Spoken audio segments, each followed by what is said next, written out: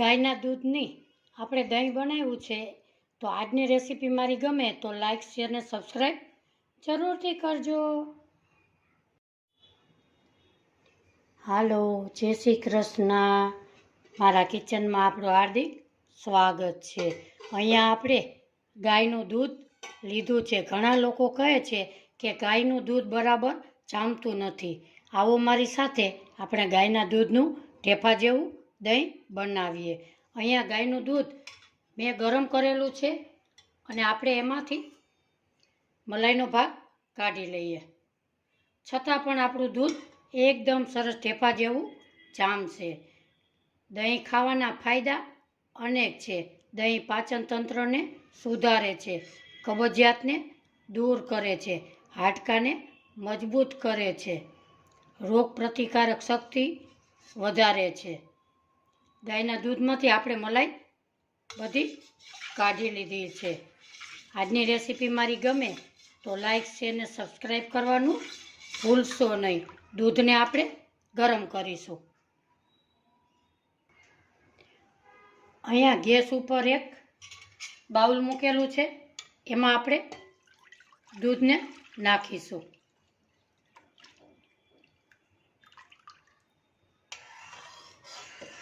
એમાં આંગળી સતત થાય એવું આપણે ગરમ કરીશું.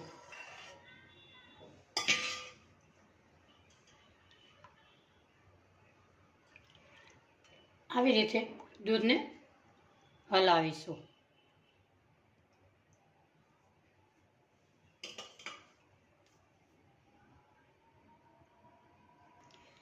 આપણે અહીંયા આંગળી જરાક સતપ થાય ત્યાં સુધી જ આપણે દૂધ ગરમ કરીશું. હવે ગેસની ફ્લેમ બંધ કરીશું. અહીંયા આપણે દહીં મેળવવા માટે એક સ્ટીલનો પોટ લીધો છે અને એક વાટકી લીધી છે. હવે સૌ પ્રથમ આપણે એક વાટકીમાં 1 ચમચો દૂધ નાખીશું. બીજું બધું આપણે આ પોટમાં ઉમેરીશું. દહીં જમાવવાની રીત ખૂબ જ સહેલી છે. એમાં આપણે દહીં લીધું છે એ ઘરનું જ મેળવણ લેવાનું, ડેરીનું મેળવણ લેવાનું નથી. આવી રીતે આપણે 1 ચમચી દહીં આવી રીતે હાથની આંગળીએથી ભાંગી અને ઉમેરીશું. વાટકીમાં પણ થોડું ઉમેરીશું. એને આવી રીતે આપણે એકદમ હલાવી લઈએ. આ પોટમાં છે એને પણ આપણે આવી રીતે એકદમ દહીંને નાખીને પછી સતત આવી રીતે આમ હલાવી લેવાનું, એટલે દૂધની હારે એકદમ સરસ મિક્સ થઈ જાય અને જામવામાં વાર પણ નથી લાગતી. હવે એને આપણે ઢાંકી દેશું અને 5 કલાક જમાવા દેશું. અહીંયા આપણે 5-5.5 કલાક થઈ ગઈ છે.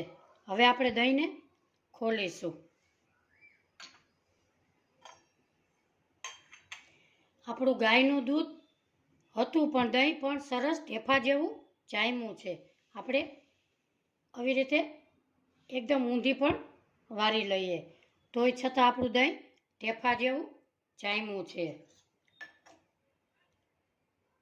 આપણે જોઈ શકીએ છીએ ગાયનું દૂધ છે છતાં એકદમ સરસ જામેલું છે.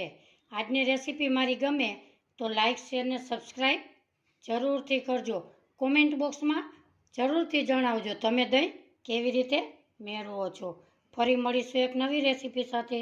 ત્યાં સુધી બધાને મારા જય શ્રી કૃષ્ણ.